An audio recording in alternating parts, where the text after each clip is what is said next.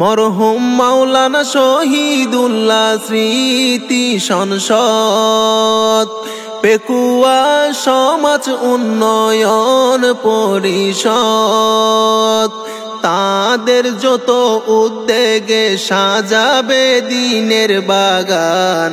December 27 তারিখ পেকুয়াই শুনবো আল কুরআন। নিয়ামতুল্লাহ নিজামী ভাইয়ের পক্ষ থেকে দাওয়াত মুসলমান। তাফসিরুল কুরআন মাহফিলে বয়ান শুনবো জারি, কুরআন থেকে তাফসির করবেন মিজানুর রহমান আজহারি। প্রধান বক্তা আসবেন যিনি মিজানুর রহমান আজহারি। তাফসিরুল কুরআন মাহফিলে বয়ান শুনবো জারি, কুরআন থেকে তাফসির করবেন মিজানুর রহমান আজহারি। প্রধান বক্তা আসবেন যিনি মিজানুর রহমান আজহারি। বৃহত্তর সাবেক গোলদ্বীপ, বৃহত্তর সাবেক গোলদ্বীপ পেকুয়ার তাফসির ময়দান।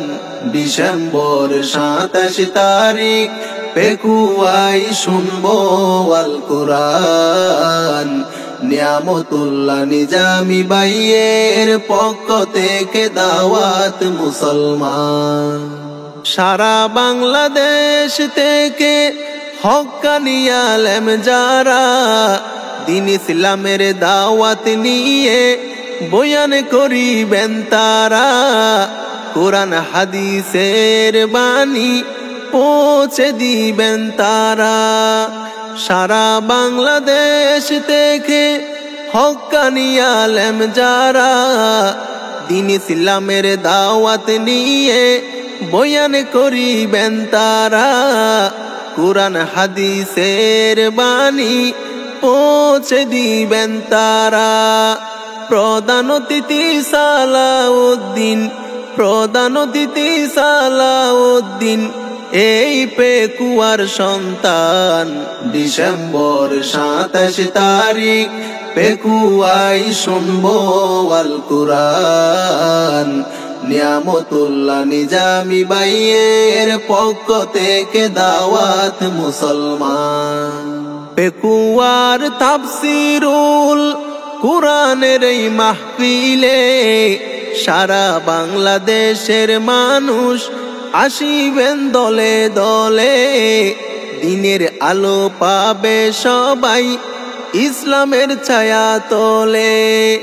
পেকুয়ার তাফসিরুল কুরআনের এই মাহফিলে সারা বাংলাদেশের মানুষ আসিবেন দলে দলে। দিনের আলো পাবে সবাই ইসলামের ছায়া তলে। নিয়ামতুল্লাহ নিজামী ভাইয়ের, নিয়ামতুল্লাহ নিজামী ভাইয়ের আছে কত অবদান। ডিসেম্বর 27 তারিখ পেকুয়াই শুনবো আল কুরআন।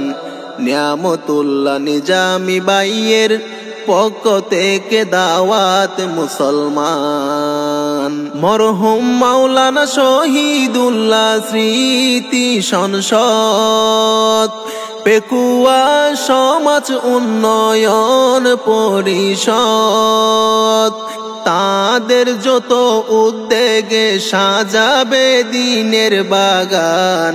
ডিসেম্বর 27 তারিখ পেকুয়াই শুনবো আল কুরআন। নিয়ামতুল্লাহ নিজামী ভাইয়ের পক্ষ থেকে দাওয়াত মুসলমান।